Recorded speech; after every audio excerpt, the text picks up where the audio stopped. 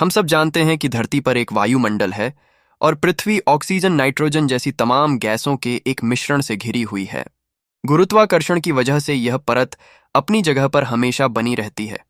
वायुमंडल की ऊंचाई कितनी है, इसे सटीक रूप से परिभाषित करना कठिन है, क्योंकि यह धीरे धीरे कम घना हो जाता है, कहीं कुछ कम तो कहीं कुछ ज्यादा। लेकिन क्या आप जानते हैं कि धरती से कितनी ऊंचाई तक जिंदा रहने लायक हवा है? हमारे वायुमंडल और धरती से जुड़े इस इंटरेस्टिंग फैक्ट के बारे में ये भी जानेंगे कि धरती से कितने ऊपर तक ऑक्सीजन मौजूद है। इंसान कहाँ तक जाए तो जिंदा रह सकता है।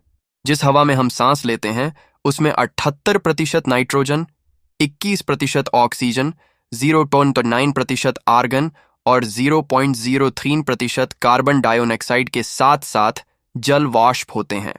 यह पानी के तैरते हुए अणु की तरह है।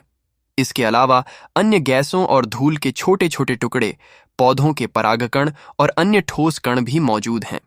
मगर जैसे जैसे वायुमंडल पृथ्वी के ऊपर बाहरी अंतरिक्ष की ओर फैलता है, हवा पतली होती जाती है।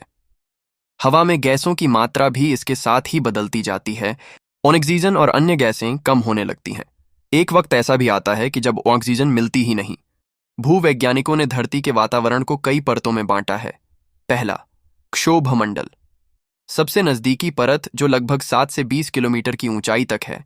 दूसरा, समताप मंडल, यह क्षोभमंडल के ऊपर लगभग 50 किलोमीटर तक होता है।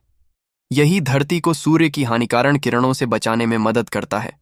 इसके बाद मेसोस्फीयर, यह लगभग 85 किलोमीटर तक फैला हुआ है, मगर सबसे ठंडा है और इसका तापमान 90 डिग्री सेल्सियस तक चला जाता है।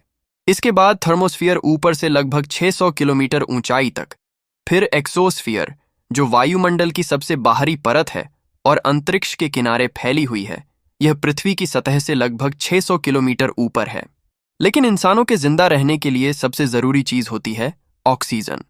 और धरती से ऊपर ऑक्सीजन की मात्रा लगभग 120 किलोमीटर की ऊंचाई तक पाई जाती है, लेकिन वहां जाते जाते यह नगण्य हो जाती है। यह पृथ्वी की सतह से सिर्फ 12 किलोमीटर की औसत ऊंचाई तक फैली हुई है, लेकिन भौगोलिक ध्रुवों पर यह लगभग 9 किलोमीटर होती है। इसलिए स्पष्ट है कि यह ऊंचाई फिक्स नहीं है। जगह के अनुसार और मौसम के अनुसार इसमें बदलाव होता रहता है। लेकिन इंसानों के जिंदा रहने लायक ऑक्सीजन सिर्फ कुछ 100 मीटर तक ही उपलब्ध है। उसके बाद सांसें फूलने लगेंगी। हालांकि इसका सटीक एक पैमाना नहीं, क्योंकि जगह के हिसाब से यह बदलता रहता है।